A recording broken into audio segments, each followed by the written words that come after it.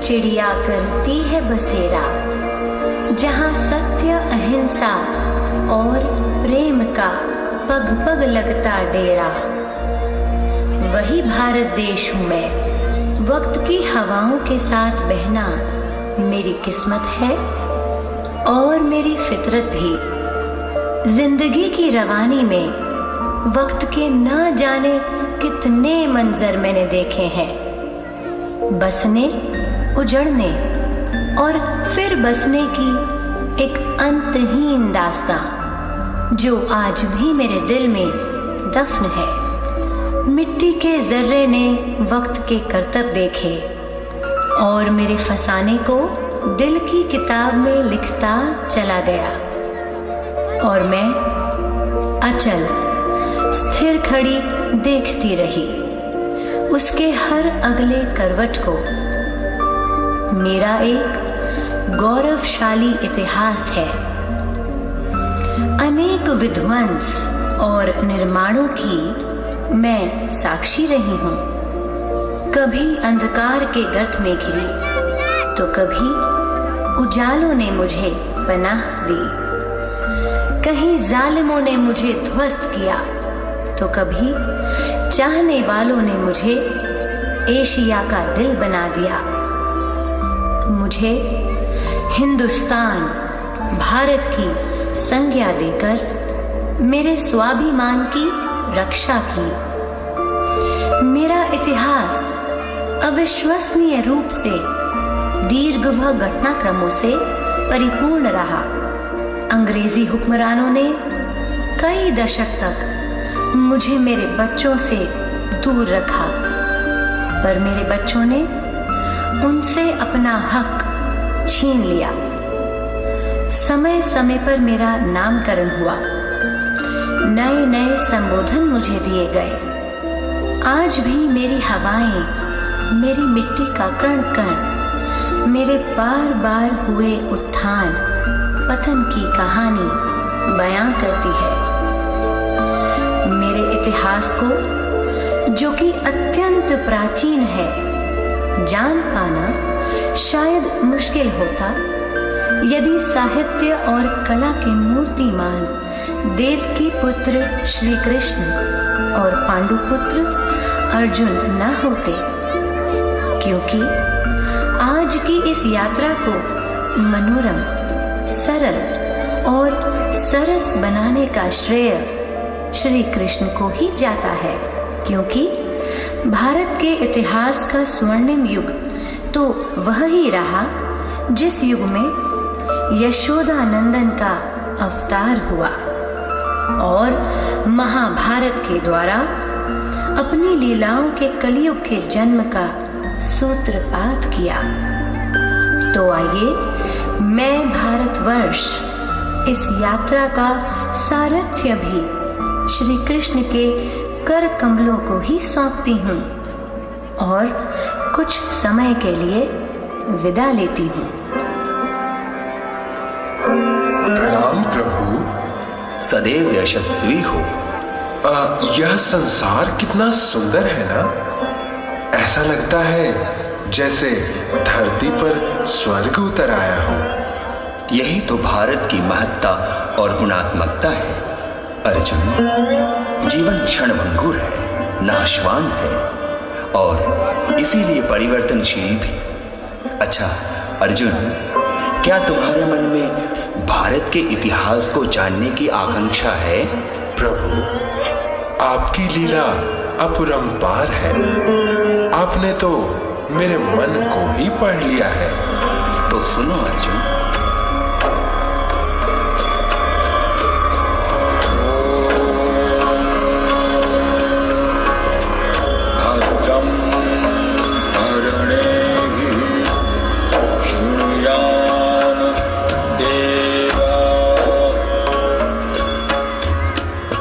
इतिहास प्राचीन काल से आधुनिक काल तक मानव के विकास की कहानी है। इस कहानी का पहला पात्र आदि मानव था, जिसने इस परंपरा और इतिहास की नींव डाली और धीरे धीरे इतिहास के पन्ने भरते गए। कहानियों का जन्म होता गया।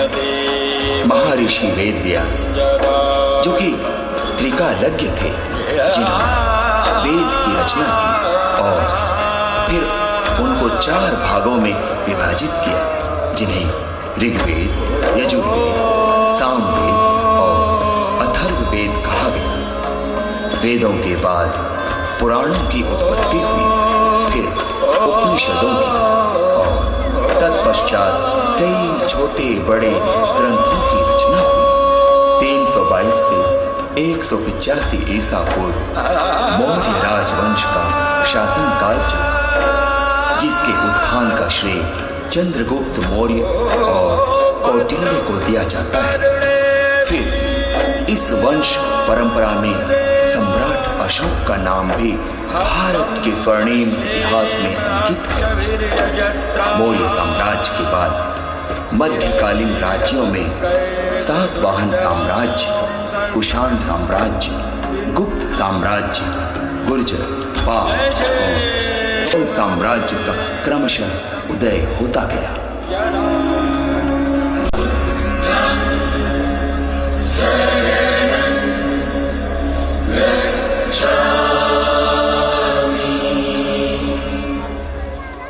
परंपरा, संस्कार और संस्कृति वाले इस देश की प्राचीनतम एवं महत्वपूर्ण घटना कौन सी है प्रभु? और क्या हो सकती है अर्जुन? महाभारत ही तो है, जिसकी शुरुआत हस्तिनापुर में महाराज धृतराष्ट्र से हुई और अंत दुर्योधन व उनके भाइयों सहित कौरवों के पक्षधर सहयोगियों के साथ कुरुक्षेत्र की रणभूमि में। तुम्हें तो ज्ञात ही होगा अर्जुन। हाँ प्रभु, मुझे याद आ रहा है वह राजमहल, राज दरबार और उसमें हो रहे नृत्य एवं संगीत की प्रस्तुति।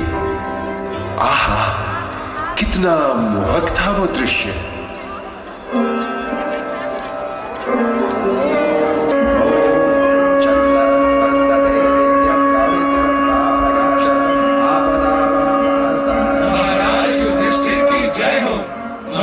युधिष्ठिर की जय हो।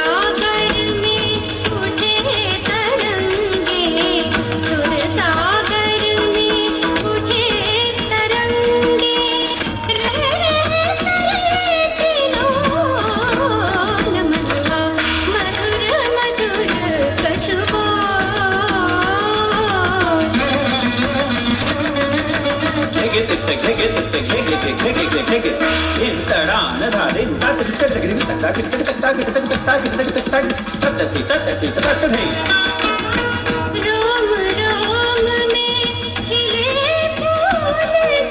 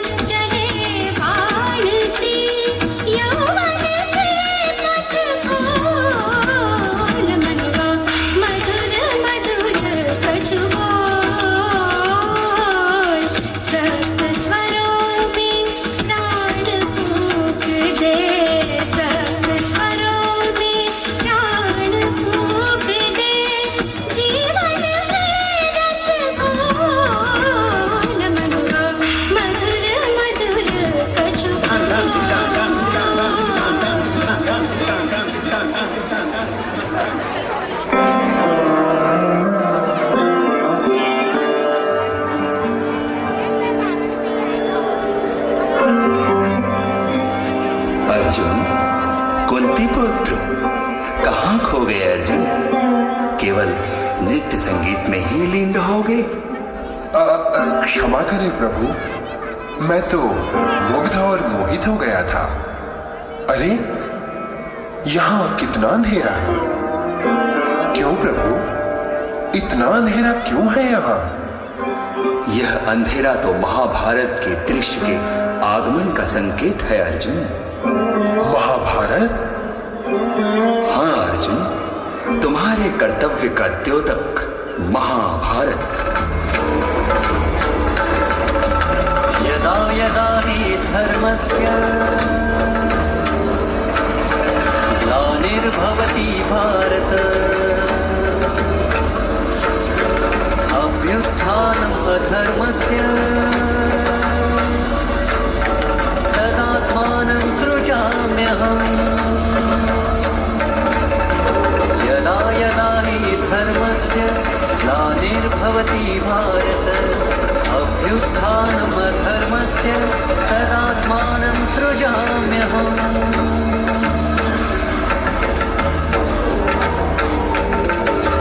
परित्राणाय साधूनां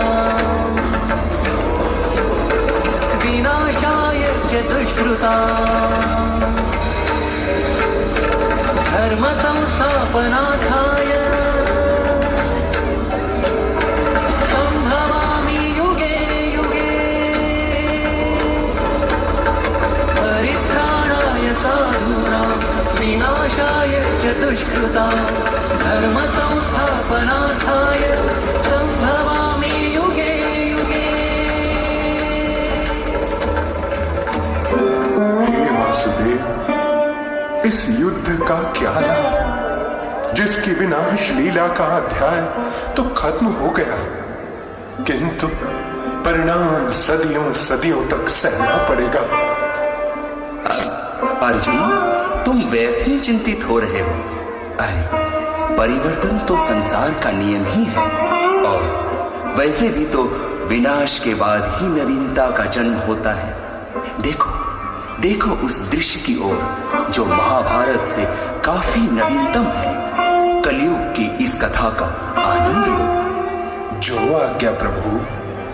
इतिहास के पन्नों में राजपूत एवं क्षत्रिय शासकों की एक अलग पहचान है, और उन शासकों में पृथ्वीराज चौहान का महत्व तो अवश्य में सर्वोपरि है।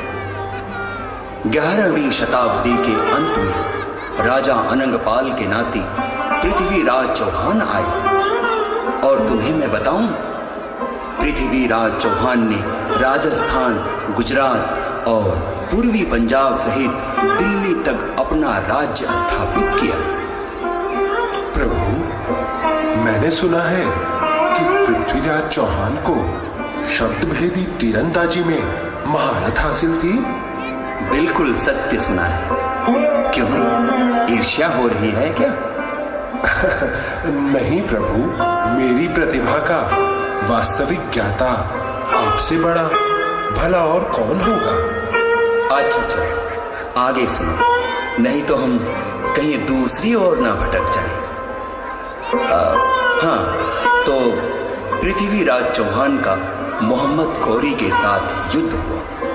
एक बार नहीं, 17 बार, और आखिरकार 18वें बार में विजय मोहम्मद गौरी ने हासिल कर ही ली, और बंदी बना लिया उस राजपूत शूरवीर को। बाद में तारायण की मिट्टी में इस रणवीर योद्धा का अंत हो गया।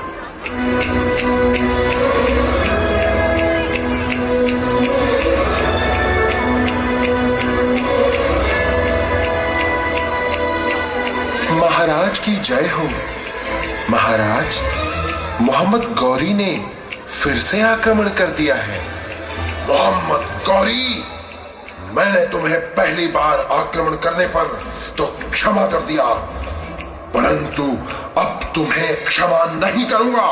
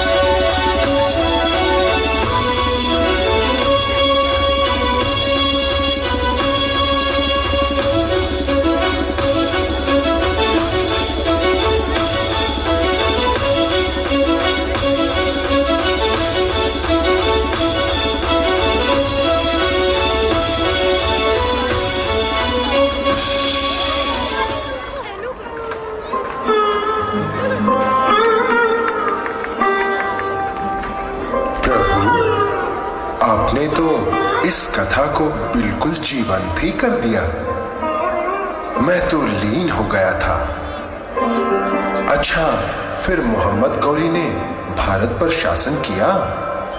नहीं अर्जुन, कुछ ज्यादा नहीं, क्योंकि ईरान पर लगातार हो रहे हमलों से परेशान मोहम्मद गौरी को अपने शासन की बागडोर अपने गुलाम कुतुबुद्दीन ऐबक के हाथों सौंपनी पड़ी। बेचारा मोहम्मद गौरी, वह भी आपकी रची माया में उलझ कर रह गया।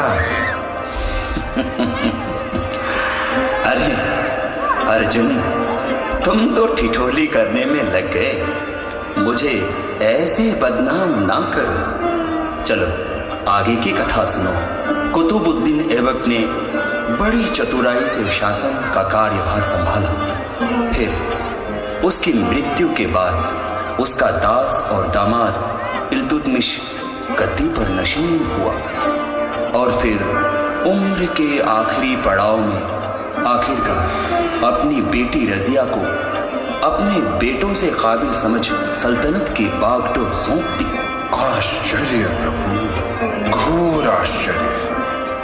एक महिला ने इतनी बड़ी सल्तनत की बागडोर संभाली। हाँ अर्जुन, देखो तो सही।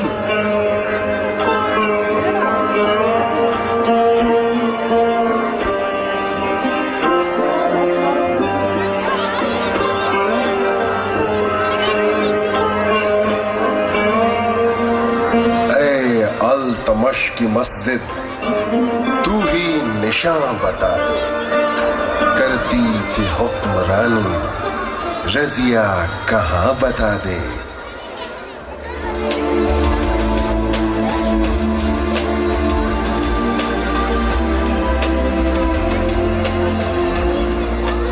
सुल्ताना की जय हो, सुल्ताना की जय हो।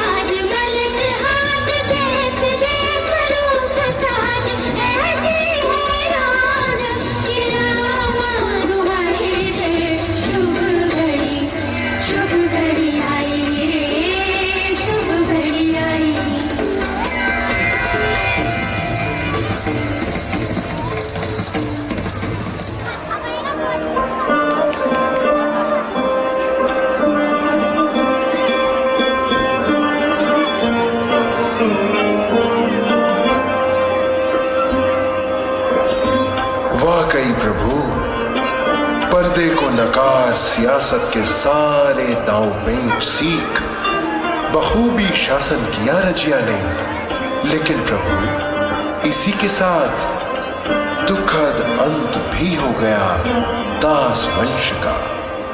अर्जुन, नए वंश का आगमन भी तो हुआ। कौन से वंश का आगमन हुआ प्रभु? खिलजी वंश का। ना घोरे सिकंदर, ना है कब्रे दारा, मिटे नामियों के निशान कैसे कैसे। वक्त को शतरंज का शौक है या कायनात का नियम, जो कभी आबाद था उसे बर्बाद होना ही है, और जो बर्बाद था उसे आबाद। सन 1290 में खिलजी वंश की सुबह हुई और सुल्तान हुआ बागी सरदार जलालुद्दीन खिलजी। कलयुग ने अपना रंग गहराया और अलाउद्दीन खिलजी ने तख्त के मोह में अपने ही चाचा जलालुद्दीन खिलजी का कत्ल कर खुद सुल्तान बन बैठा। अनर्थ प्रभु, अत्यंत विभत्स है यह। हाँ, यह सही है कि अलाउद्दीन ने तख्त के मोह में अपने चाचा का ही कत्ल कर दिया, किंतु उसकी कहानियों एवं इतिहास के अनुसार और सूफी शेख नसीरुद्दीन चिराग के कथनानुसार कट्टरपन से आज़ाद अलाउद्दीन खिलजी मुल्लाओं की पकड़ से बाहर था। इतिहास के अनुसार उसे तानाशाह समझा जाता है, लेकिन उसकी भी अपनी एक सोच थी। मजहब के बारे में कुछ नहीं जानता था, पर खुदा को मानता था और यह यकीन रखता था कि उसके सारे गुनाह माफ हो जाएंगे, क्योंकि उसका असली मकसद तो रियाया को आराम पहुंचाना था।